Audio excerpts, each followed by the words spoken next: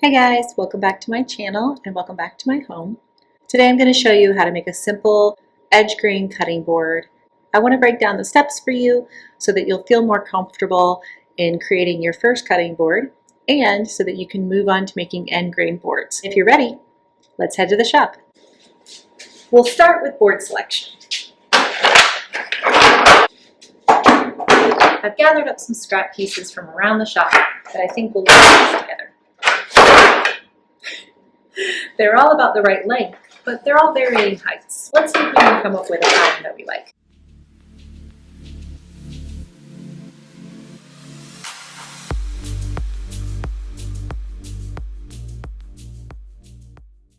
Right now it kind of looks like a little bit of a mess, but as we cut the pieces up, we'll be able to see the pattern more easily. Probably the most important thing before we get started actually gluing these guys together is to make sure that they have at least one flat surface. And that's going to be our reference surface.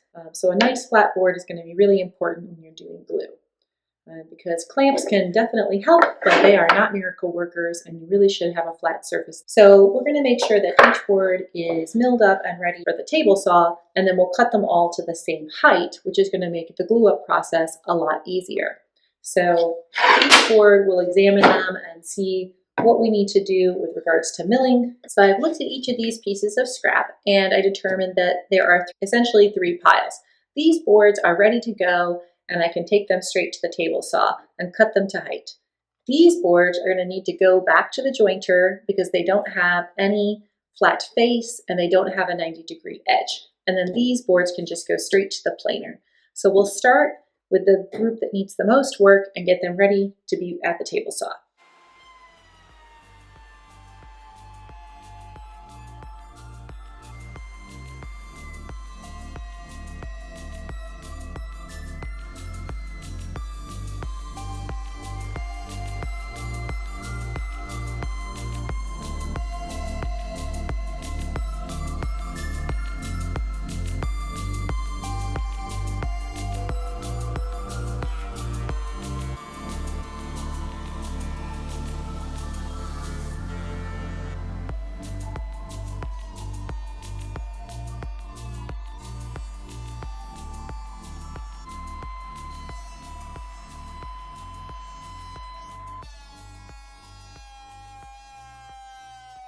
All of the boards have been milled and have two parallel surfaces and one 90-degree surface so that we can take it to the table saw and we're ready to cut them all to height.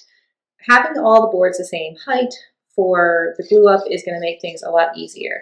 And usually what I do is just look for essentially the shortest board, and that board is going to be what I'm going to base everything else off of. It looks like this piece of maple is the shortest board that I have, so I'm going to use it to set the fence for my table saw.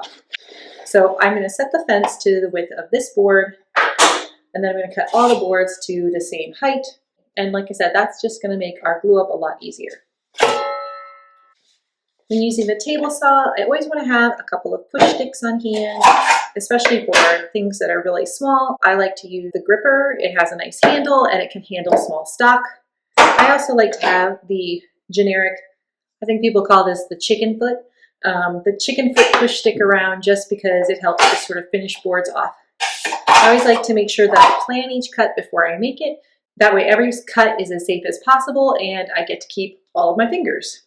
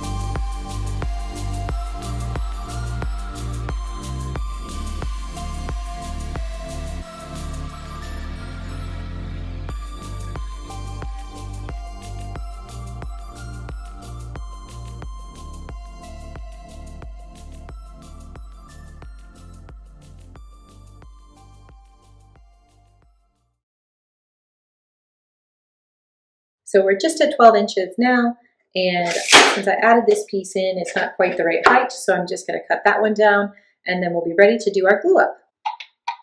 When doing your glue up, you want to try to do as much as you possibly can in advance to prepare for the glue up.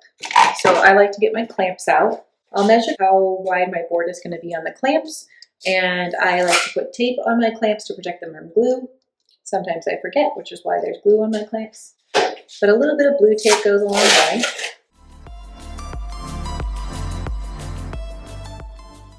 You have a couple options with regards to creating the correct clamping pressure. I tend to use clamping cauls just to make sure that the board is flat, because this board is going to eventually go through the planer. The less you have to plane off, the better. Now, this is quite long, and it probably does need an additional support in the center, so I'm going to put another clamp in the middle. Now, for a cutting board, you want to use Titebond 3 or an equivalent glue. This is food safe, but it's also waterproof. So for my clamping cauls, I like to use F-style clamps, and then I'll just use this, it's 3/4 inch plywood with tape around it. When applying the glue, you really only need to apply the glue to one surface of the boards. So generally what I'll do with my board is I'll rotate each piece onto its side so that the edge that I'm going to place glue on will be up. So the first piece that you're going to place will have its glue side facing another glue side. So you could just place the first piece. I tend to put glue on this surface and then on the adjacent surface, so this will be the only surface that has glue on both sides, but it's kind of unnecessary, but that is what I like to do.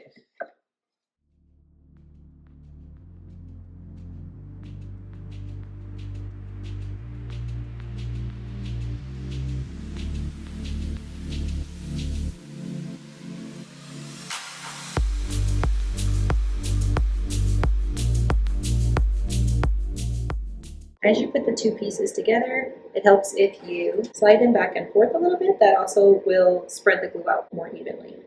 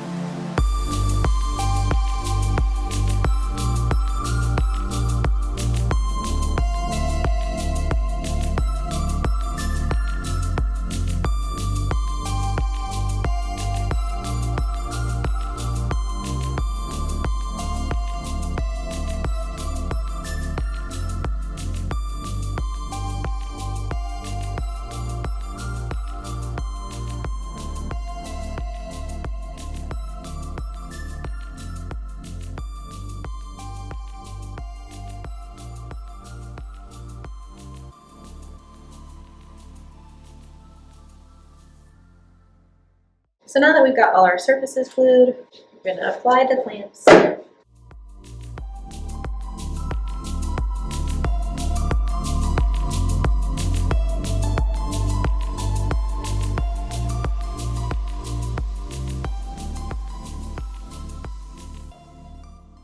Now I've got just very little pressure on these right now because I'm going to apply my clamping cauls, and my clamping cauls are going to push down on the boards before they tighten up too much.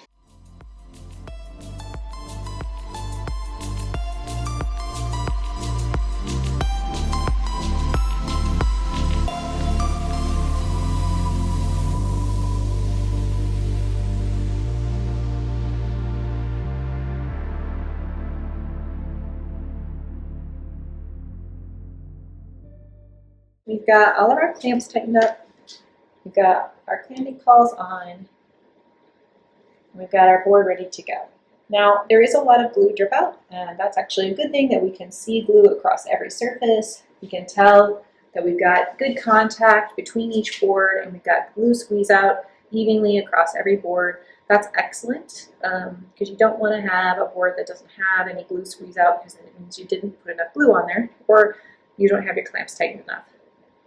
I'm going to actually clean the glue off in about 10 minutes once it's started to tack up.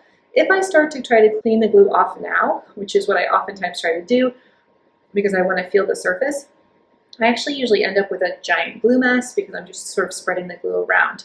But you do want to try to get some of the glue off before it fully cures, mainly because it'll actually make it easier on your planer and easier on you once it's dried overnight. But right now, we're ready to just let this sit for 24 hours and then we'll come back and take it out of clamps. It's been about 10 minutes since I finished my glue up, and this is the perfect time to remove the glue from the board rather than doing it when things are still pretty wet, because the glue will actually just scrape right off because it has created a little bit of that film.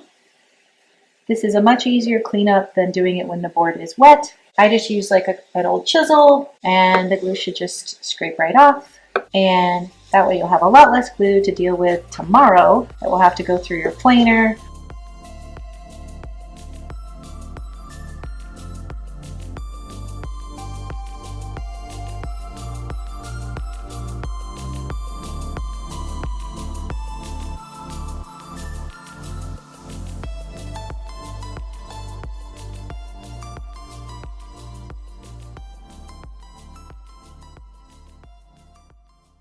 Okay, so it's been 24 hours since we put that board and glue up, so we're going to get it back out.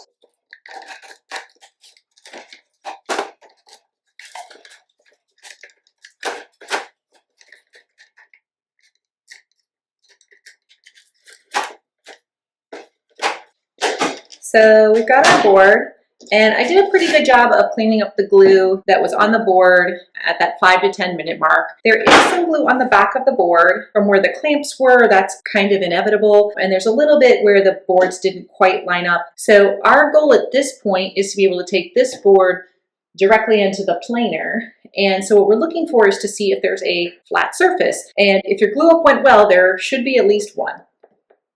So I've got a little bit of a rock. Since the back has that glue on it, let's just get some of that off.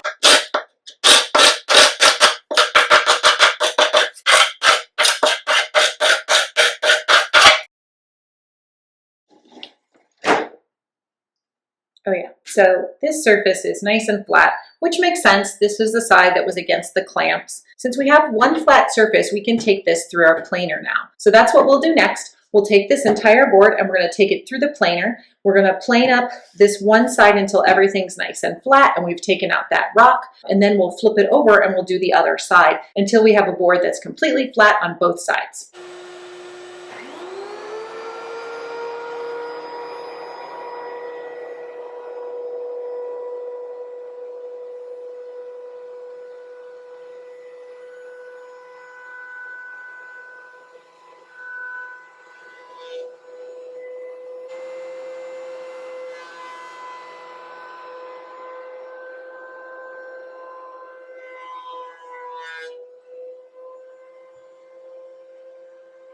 So now that we're finished up with the planer, we have a beautiful flat board.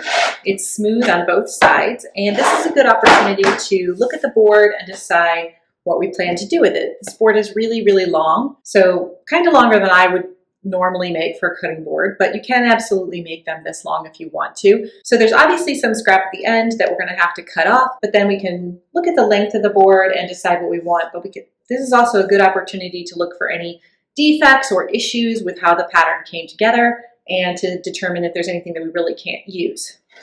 So on this side of the board, I don't see any glue gaps. Everything looks nice. There's some knots, but there's no voids. That's fine, that adds some visual detail. But on this side of the board, there's a big knot. And I knew this going in. I saw this board and I saw this knot, but I wasn't too worried about it because I thought this is going to probably be plenty long enough for us to make a board. So let's see how long this is.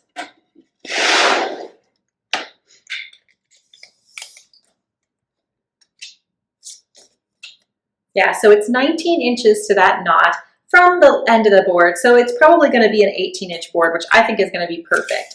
And I can still use this stuff over here. I could make a small serving tray, or I could actually cut it up and make coasters if I wanted to. I could resaw it and make coasters. So there's still some use for this end of the board. It doesn't mean that this is all wasted just because we had this knot here. So the next step for us to do is to cut off this waste and then to cut it off right here at this defect so that we have as much usable board as possible. And we'll do that right here on our table saw. So I have a small table saw. This is a DeWalt job site saw, but it's really great. I've had it for years and it really suits me well. It doesn't mean I wouldn't love something bigger and stronger, but this works really well. No matter what though, for this type of cut, we're going to want to use a crosscut slit or a miter gauge. You can also use a miter gauge. I just don't feel like with this particular saw, the miter gauge works very well because you have such little clearance between the blade and the end of the saw. Plan for this board is to cut off the waste here at the end where the edge is irregular, trying to keep as much as possible, and then we'll come down here and we'll cut at the other end just before this knot.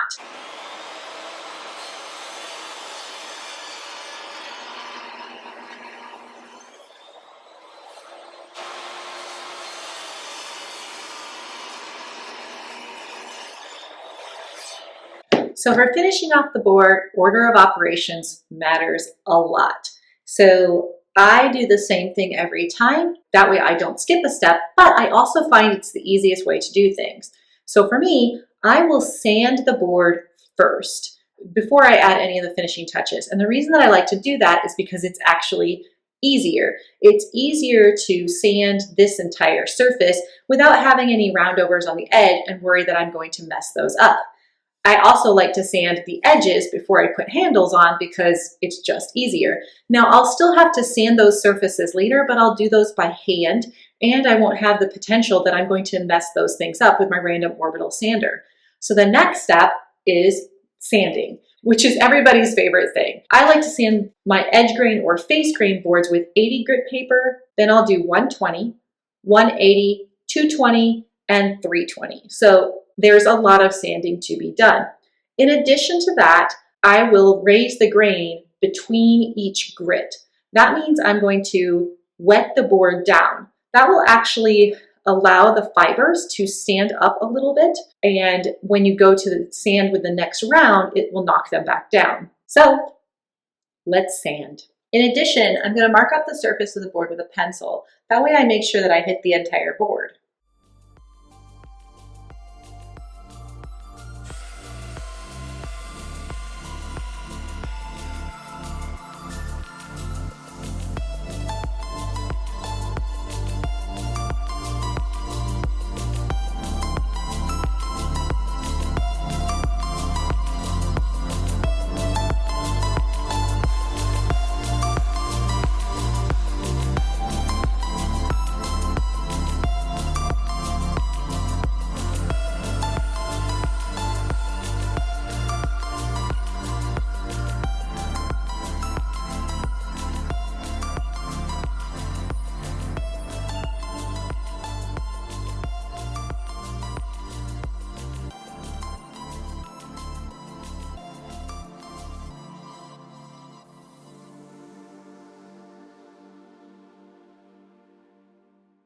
The next steps for the board are a lot about personal preference. So at this point we have a square board and really you could do nothing and you could call it a cutting board. I mean, you'd want to do some type of food safe finish, but you don't technically have to do anything else. So with regards to finishing the board, you have a couple of options as far as the edges are concerned.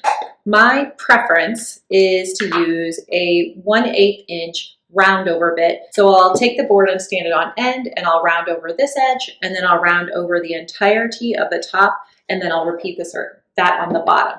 It creates a rounded edge on all surfaces. Another way to accomplish this, although it won't be technically a round over, is just when you're sanding to break the edge with the sandpaper, or you can use like a small hand plane. If that's too subtle for you, sometimes people will use a larger round over bit. So you could use a 1/4 inch round over bit, and that's going to give a more dramatic round over. This board is really flat. Actually going to create a little bit of suction to pick it up, not to mention it's kind of heavy.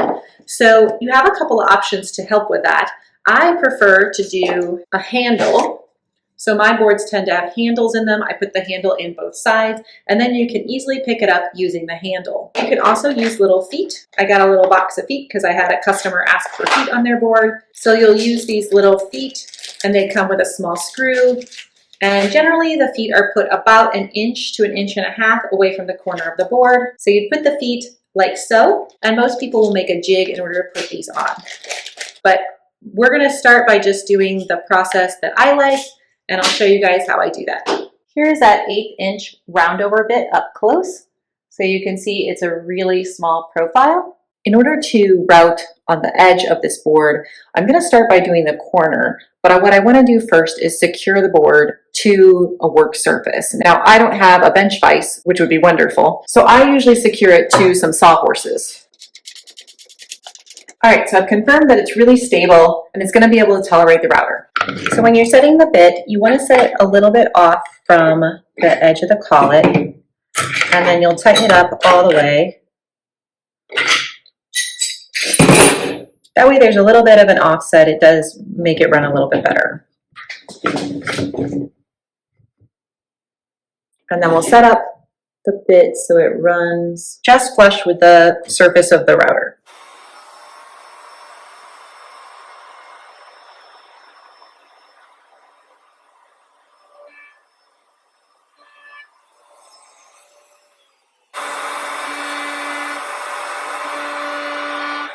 Now that we've done all 4 corners, I'll route all 4 edges of the board.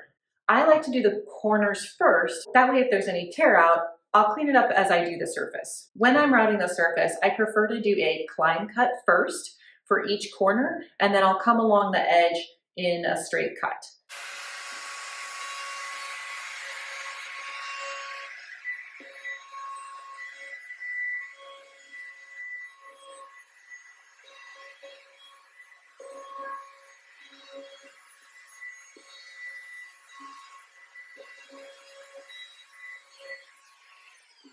Okay, so now we're done with the decorative edging and it's time to put on the handles.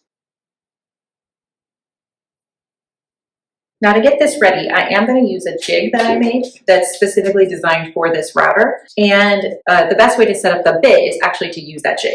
So this jig is really simple and I made it out of plywood. I'm probably going to make a video soon on how to make one of these because I do need another size because this one's specifically for boards that are about 1 3/4 inches wide.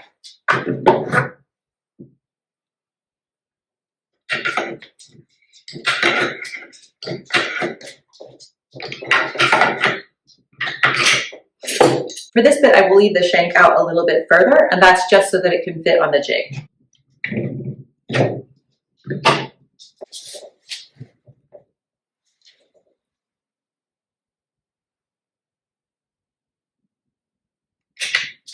So now we're ready to re-secure the board so that we can place the jig on the surface. Again, you want the board to be really secure when you're using your router. I am going to start by marking the center of the board.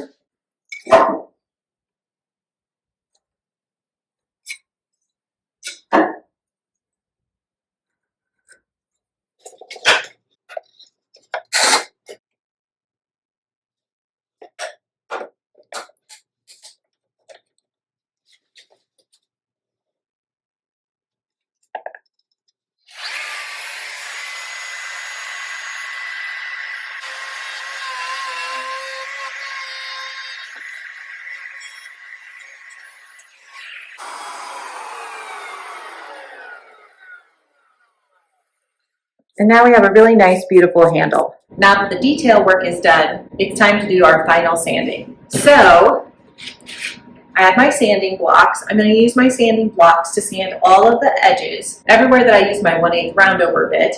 And I've got 80, 120, 180, 220, and 320 grit.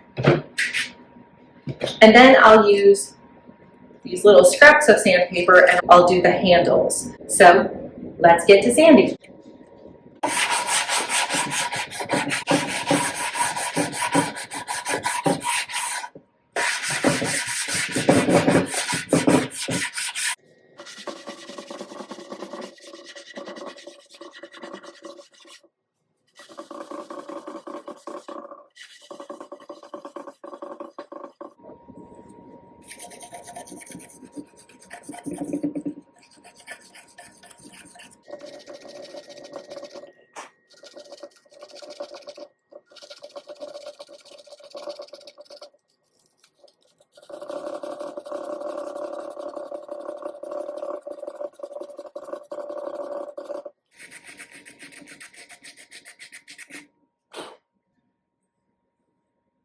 All right, so the board is all sanded up and we're ready to apply the finishes. There are a lot of different ways that you can finish a cutting board, but the most important thing to make sure is that it's food safe. So I like to use food grade mineral oil. You can buy it in these really big containers, and initially I was sort of pouring small amounts on and rubbing it around, but over time I realized that dunking it and soaking it is one of the best ways. So the mineral oil will be absorbed into the wood and it will keep the wood healthier longer. When cutting boards dry out, they have the risk of splitting. So the mineral oil does need to be reapplied. I generally reapply it to the cutting board in my kitchen every 60 to 90 days or sooner if it looks thirsty.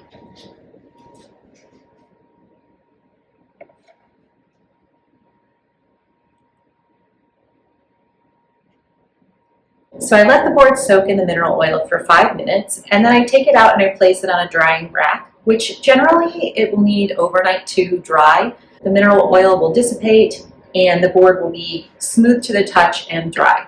Just a tip from one woodworker to another: do not let your dogs drink the mineral oil. It's a natural laxative.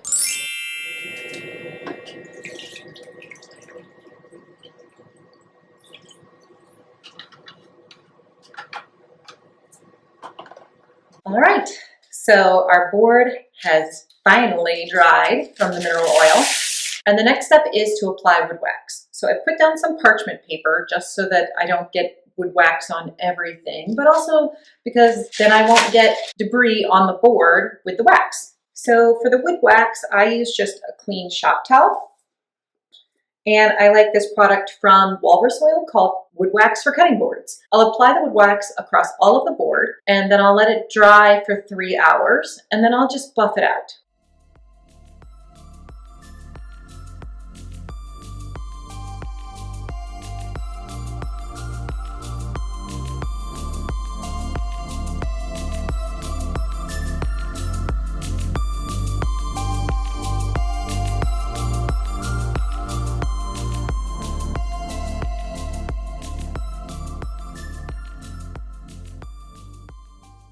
Well, it's time for the final step. I'm going to buff the board and then it's ready for sale.